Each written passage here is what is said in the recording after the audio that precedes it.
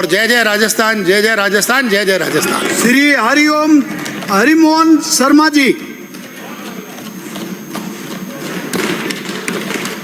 Please सदस्य 4 बजे नेता प्रतिपक्ष बोलेंगे। आपको 10 मिनट दिया है, 10 मिनट में आपकी महत्वपूर्ण बात रख दे।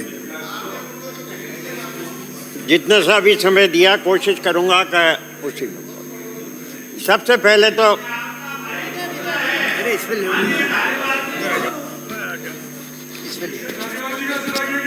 पहले तो मैं मौजूदा सभी विधायकों को होली की बधाई दूं और ये भरोसा दूं और भरोसा करूं कि जो मधुर वातावरण अब तक चला आ रहा है उसको कटुता में आप बदलने का प्रयास ना करेंगे।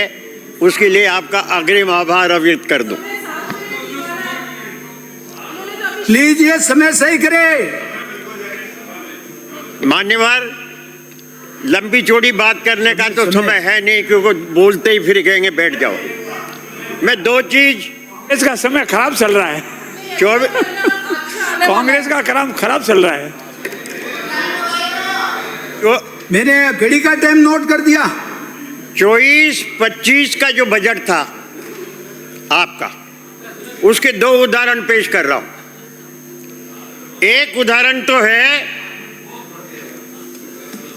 कि आपने 24-25 के बजट में प्रदेश में स्थानीय स्तर पर पेयजल आवश्यकता अनुसार विधानसभा क्षेत्रों में 2 वर्षों में, आदरणीय संसदीय कार्य मंत्री जी, 2 वर्षों में 20 हैंडपंप और 10 ट्यूबवेल देने की घोषणा की।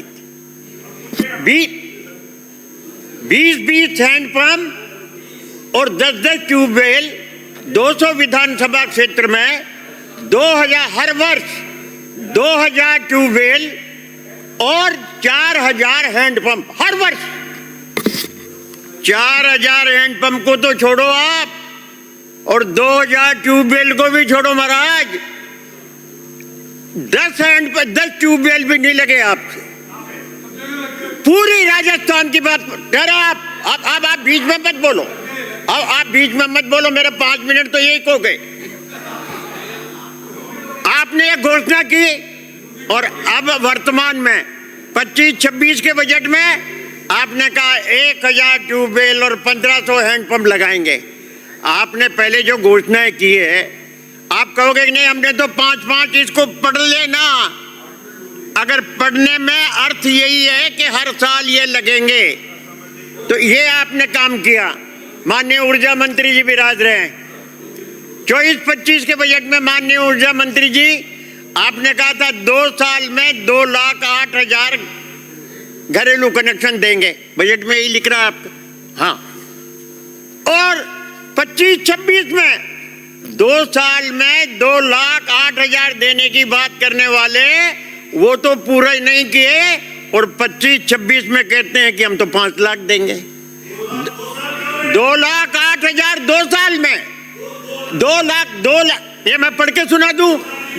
अरे लिख रहा है, पढ़ लो ना इसको। अरे आपका 2 साल में लिख रहा है, पढ़ लो इसको, या मैं पढ़ के सुना दूं? आप क्या है? आप ऊर्जा मंत्री हैं? आप ऊर्जा मंत्री हैं क्या? आप ऊर्जा मंत्री हैं? ये प्लीज आपस में ना उलझे। प्लीज सदस्य आसन को संबोधित कीजिए। ये मैंने दो छोटे उदाहरण दिए सर। अब आइए, आप राजस्थान में आप विकास करना चाहते हैं ना, तो विकास करना चाहते हैं तो आपको राजस्थान का वातावरण भी शांत वातावरण रखना पड़ेगा।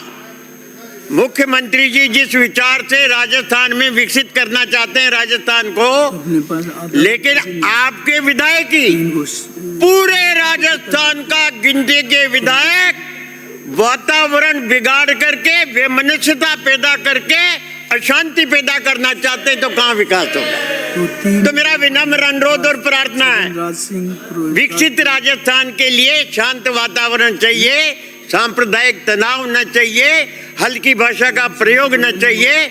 मैं आप निवेदन करूंगा माननीय मुख्यमंत्री जी से कि कम से कम आपके निर्देशों की पालना आपके विधायक कर लें, ताकि राजस्थान में शांति बनी रहे या अशांति पैदा करने का काम नहीं करें। अब राइजिंग राजस्थान की बात आ गई आप, तो आपने हमने शाइनिंग इंडिया भी देखा है। अटल बिहारी जी वाजपेयी के टाइम पे बड़े बड़े बोर्ड थे, सारे हिंदुस्तान में चुनाव का समय था, चुनाव के समय में शाइनिंग इंडिया चल रहा था, और रिजल्ट क्या आया? साफ। तो ये जो राइजिंग राजस्थान है, ये राइजिंग राजस्थान प्रचार के दृष्टिकोण से बहुत बढ़िया है।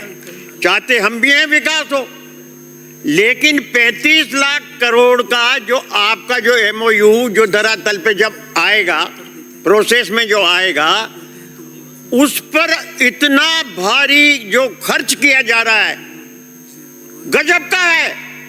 पूरे 1 साल में आप कुछ न कर पाए अपने बजट प्रावधान के हिसाब से धरातल पर। तो माननीय मुख्यमंत्री जी ये कह रहे ना जादूगर, माननीय मुख्यमंत्री जी कम जादूगर नहीं है, कोई खर्चा नहीं। लेकिन जिधर देखो जिधर राइजिंग राजस्थान, चाहे दुनिया के देशों में देखो, चाहे हिंदुस्तान में देखो, और चाहे यहाँ देखो, और चाहे यहाँ बुला करके जो कार्यक्रम 4-4 हजार रुपए की थाली का किया उसको देखो, तो जनता में तो भ्रम तो पैदा हो गया भाई राजस्थान तो बड़ी चीज है।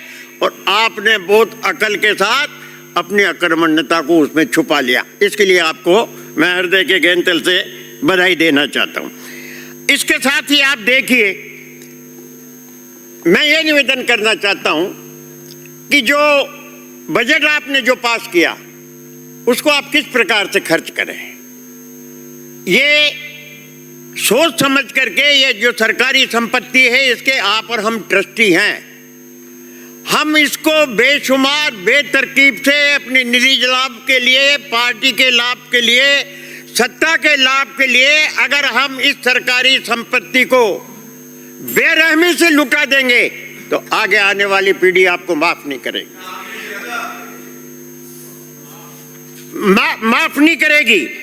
आप ये देखिए, आपने 100 करोड़, माननीय सभापति जी ये गए थे कि आपके फिल्म इंडस्ट्री का अभी जो चला था, 100 करोड़ रुपया बर्बाद किया है, सारे अखबार आलोचना कर रहे हैं। तो ऐसे इस पैसे कोई बर्बादी आप ना करें, न आप जा सके न देख सके और न कुछ, और 100 करोड़ का बजट 100 करोड़ खर्च कर दिए, ऐसे बर्बाद नहीं करें। मैं माननीय मुख्यमंत्री जी से भी निवेदन करना चाहता हूँ, मुझे अपेक्षा है कि जिस परिवार से, जिस साधारण परिवार से वो यहाँ आए, ये राजस्थान का एक इतिहास है। चाहे इसमें हमारे जयनारायण व्यास बने हों, टीकाराम जी पालीवाल बने हों, चाहे सुखाड़िया साहब बने हों, चाहे हरदेव जोशी बने हों, चाहे माथुर साहब बने हों, चाहे पहाड़िया साहब बने हों, चाहे अशोक जी गहलोत बने हों, सब गरीब परिवारों के थे, कोई भी धनपति नहीं था, केवल मात्र वसुंधरा जी संपन्न परिवार की थी। उसके बाद एक गरीब परिवार का आदमी मुख्यमंत्री बना। इसके लिए मैं आपसे निवेदन करना चाहता हूं और माननीय मुख्यमंत्री जी को भी संदेश समाप्त कीजिए। तो फिर तो अधूरा रह जाए ये सारा। तो 10 मिनट हो गए पूरे। तो मुख्यमंत्री जी को तो धन्यवाद देने की 2 लाइन बोल लेने दो। तो दे दो मुख्यमंत्री जी को धन्यवाद देने की तो बोल लेने दो। मान्यवर, जो गरीबी से ऊपर उठता है ना, जो राजस्थान के लोग उसको एक अच्छी दिशा से देखते हैं, उसके मन में भाव होता है कि एक अच्छा गरीबी से उठने वाला हमारी रक्षा करेगा, हमारे को विकास देगा, हमारे साथ सद्भावना रखेगा। तो मैं उनको एक विनम्र सलाह देना चाहता हूँ। वैसे हमारे सदन के नेता है, लेकिन उम्र के हिसाब से कभी कभी मुझे संदीप जी शर्मा कि प्लीज पूरा तो फिर तो ये सेंटेंस प्लीज मैं आपको पहले कहा था 10 मिनट है आपके, 10 मिनट हो गए। धन्यवाद माननीय सभापति महोदय, आपके भी 10 मिनट है, 10 मिनट में 20 लिखे, 20 4 बजे बोलेंगे। वो वापिस चेंज हो गए।